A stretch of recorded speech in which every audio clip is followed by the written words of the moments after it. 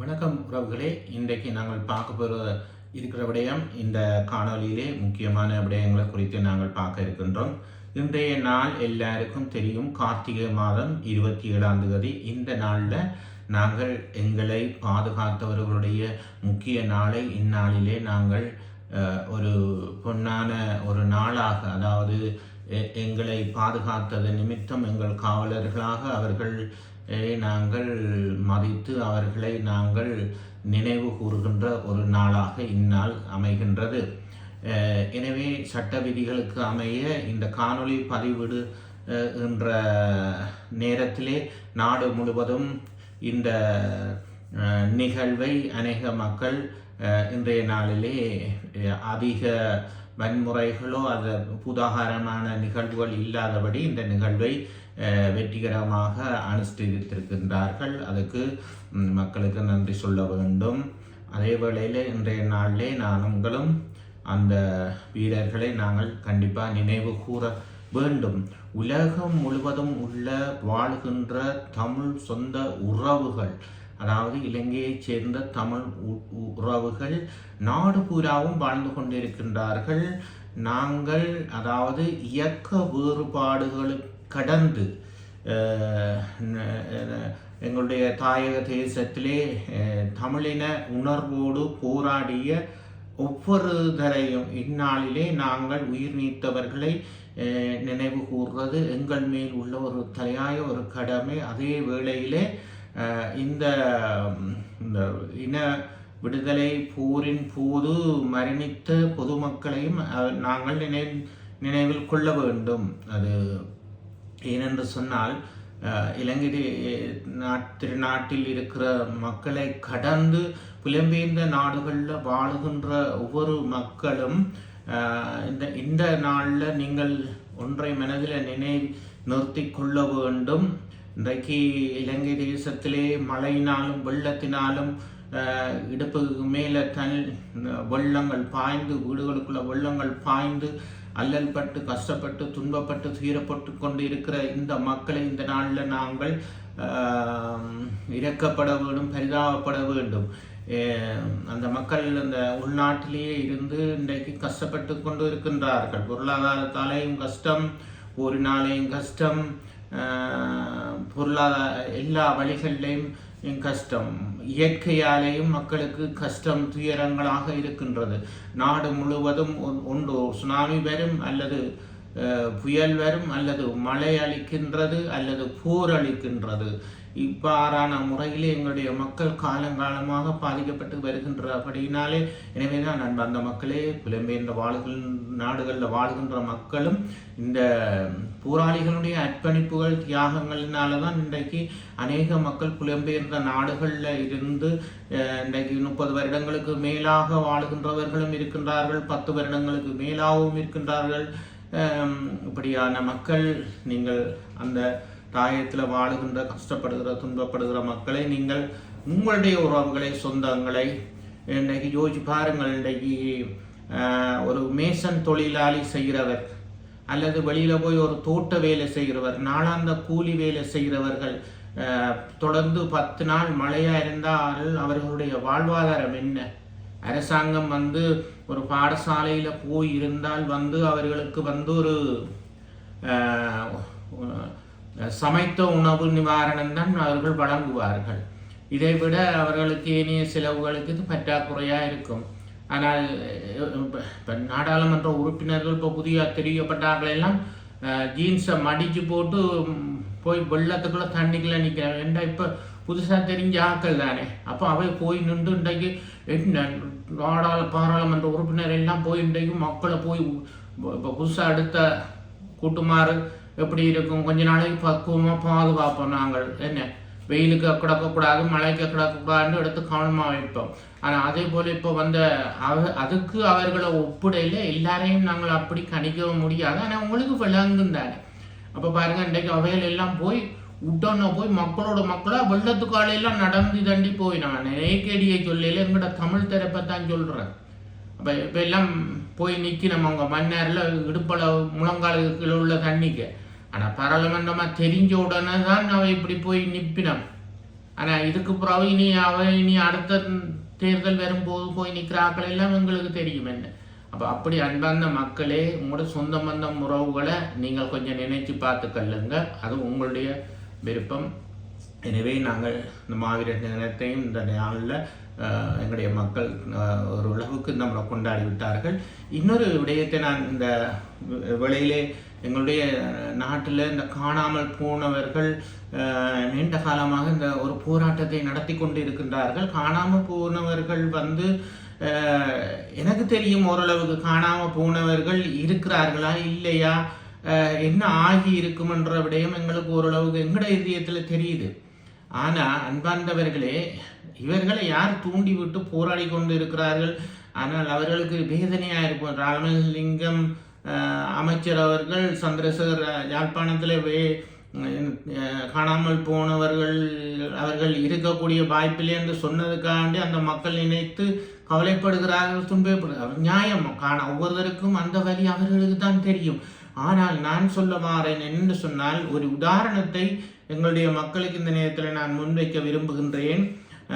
இந்நாளிலே என்னுடைய மாவீரர்களை நாங்கள் நினைவு கூர்ந்த இந்த நாளில் காணாமல் போனவருடைய பெற்றோர்கள், உறவுகள், சொந்தங்கள், பந்தங்களுக்கும் உள்நாட்டிலும் வெளிநாட்டிலும் இருக்கிறவர்களுக்கு நான் அன்பாக கொடுக்கிறேன். நான் அப்படிப்பட்ட உறவுகளுக்கும் நீங்களும் இந்த தகவலை சொல்லுங்க. இன்றைக்கு யோசிச்சு பாருங்க, இப்போ ஒரு 10-15 நாட்களாக ஒரு ஊடகங்களில் ஓடிக்கொண்டிருக்கிற விடயம், எங்களுடைய இலங்கை தமிழ் இளைஞர்கள் ரஷ்யாவிலேயும் உக்ரைன்லேயும் இன்றைக்கு சண்டையிட்டு கொண்டு இருக்கின்றார்கள், போராடி கொண்டு இருக்கின்றார்கள். வெளிநாடு நோக்கி வேலை வாய்ப்புகள் என்று போனவர்கள் அந்த நாட்டில் இன்றைக்கு அவர்கள் முகவர்களால், ஏஜென்சிமார்களால் ஏமாற்றப்பட்டு இன்றைக்கு அவர்கள் குறுகிய கால பயிற்சி கொடுக்கப்பட்டு இன்றைக்கு அந்த ரஷ்ய இராணுவத்தோடு இணைந்தும் உக்ரைன் அந்த போர்டர் பகுதிகளிலையும் எல்லைப்புற ஓரங்களிலையும் சண்டை விட்டு கொண்டு இருக்கின்றார்கள், காயப்பட்டிருக்கின்றார்கள். இவர்களை விடுவிப்பதற்காக பல்வேறுபட்டவர்கள் பல்வேறு முயற்சிகள் எடுத்துக்கொண்டு வருகின்றார்கள். ஆனால் ஏஜென்சி மூலமாக, தொழில் முகவர்கள் மூலமாக ஏதோ ஒரு வழியிலே ஏமாற்றப்பட்டு போய் அந்த தகவல் அந்த உறவினர்களுக்கு வந்திருக்கின்றது தானே.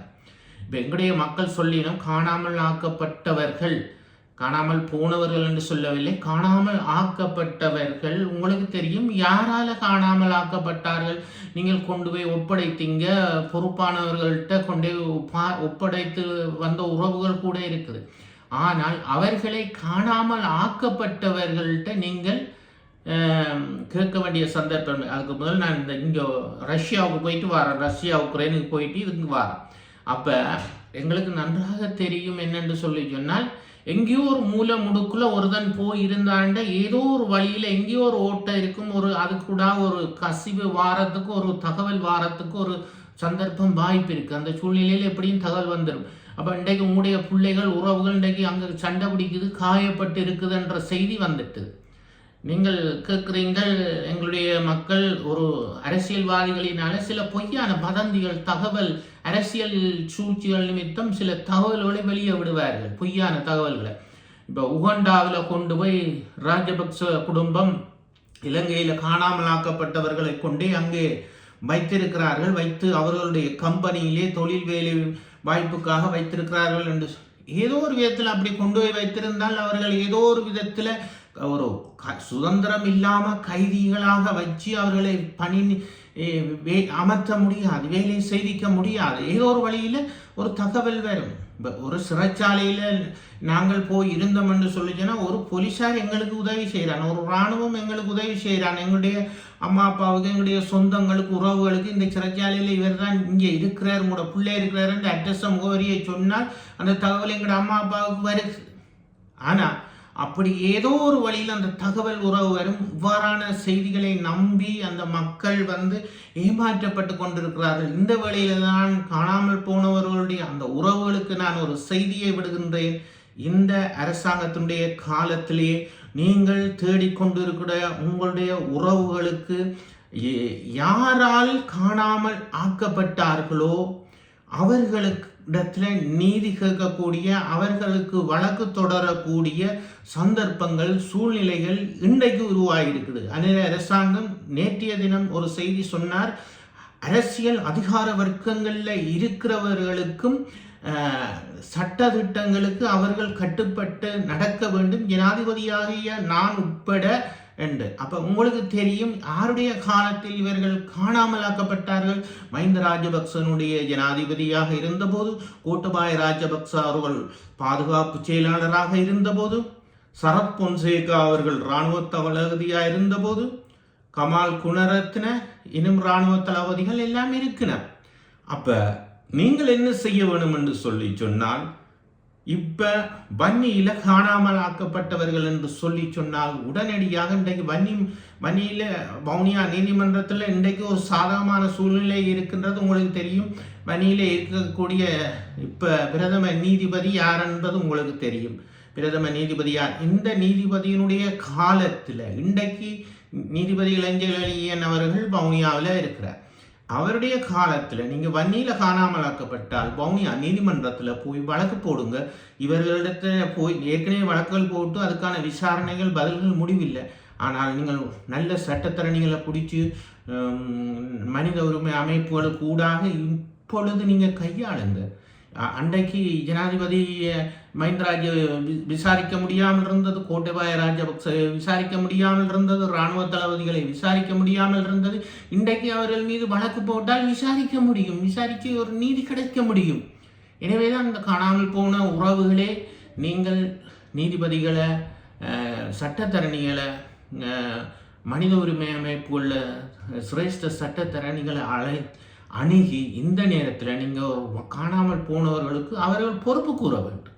இவர்கள் உயிரோடு இருக்கிறார்களா உயிரோடு இல்லையான்றது அவர்கள் தான் பொறுப்பு கூற வேண்டும். கோட்டபாய ராஜபக்ச சொல்ல வேண்டும் பதில், சரத் பொன்சேகா சொல்ல வேண்டும், கமால் குணரத்ன சொல்ல வேண்டும், இராணுவ தளபதிகள் பதில் சொல்ல வேண்டும். யாரிடம் நீங்கள் போய் ஒப்படைத்தீர்கள்? அவர்களுக்கு எதிராக முன்னே காலங்களில் வழக்கு போட முடியாமல் இருந்தது. இன்றைக்கு அவர்கள் மீது வழக்கு போடக்கூடிய சூழ்நிலை உருவாயிருக்கிறபடியினால், எனவே இந்த காலத்தை நீங்கள் இந்த அரசனுடைய காலத்தில் இதை சரியான முறையில் கையாண்டு பயன்படுத்தி நீங்கள் வழக்குகளை தொடருங்கள். அன்பார்ந்தவர்களே, வன்முறை இல்லாமல் காலம் எவ்வளவு காலம் நீங்கள் உங்களோட பிள்ளைகளுக்கு பதில் கேட்டு முடிவு கேட்டு பிள்ளைகள் உயிரோடு இருக்குது வரும் வரும் வரும் என்று சொல்லி நம்பி காத்திருக்க போகின்றீர்கள். எனவே அவர்கள் ஒன்று உயிரோடு இருந்தாலும் சரி, உயிரோடு இல்லை என்றாலும் சரி, இதில் எனக்கு முடிவு தெரியும், என்னுடைய இடத்துல எனக்கு முடிவு தெரியும், அவர்கள் உயிரோடு இருப்பார்களா இல்லையா என்ற அந்த பதிலை நான் சொல்வதை விட நீங்கள் தீர்மானித்துக் கொள்ளுங்கள். உங்களோட பிள்ளைகள் உயிரோடு இருக்குமா, இத்தனை வருஷத்துக்கு இல்லாமல் இருக்குமா, ஏதாவது ஒரு சிறைச்சாலையில் இருந்தால் உங்களோட பிள்ளைகள் உங்களுக்கு ஒரு தகவலை சொல்லி இருக்குமா, ஏன் முடியவில்லை?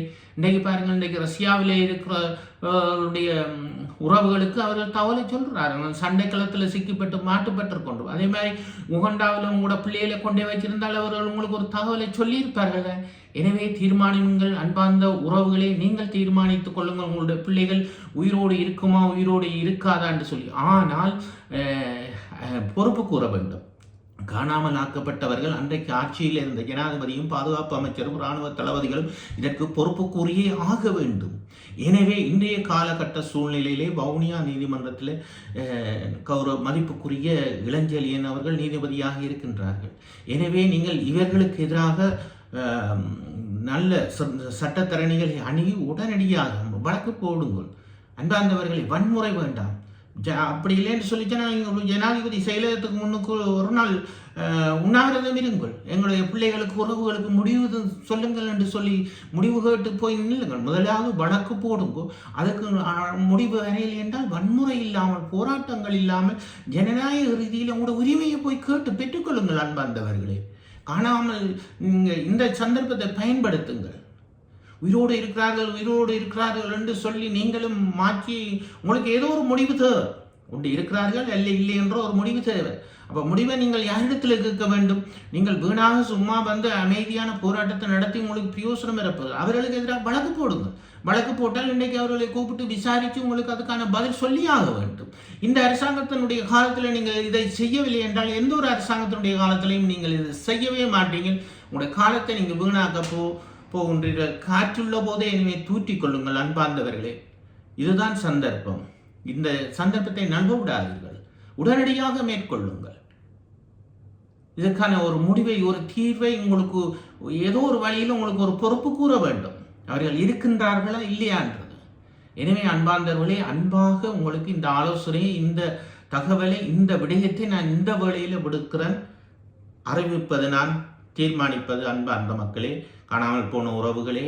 உங்களுடைய மனதை புண்படுத்தவோ, உங்களுடைய மனதை வேதனைப்படுத்தணும் என்ற எண்ணமோ நோக்கமோ இல்லையா இருக்கிறார்களா என்ற உங்களுக்கு ஒரு தீர்மானத்துக்காக, ஒரு பதிலுக்காக நீங்கள் ஏங்கிக் கொண்டிருக்கின்றீர்கள். எனவே இந்த சந்தர்ப்பத்தை பயன்படுத்தி இந்த 2இல் ஒரு விடயத்தை நீங்கள் மேற்கொள்ளுங்கள். உங்களுக்கு ஒரு முடிவு கிடைக்கும்.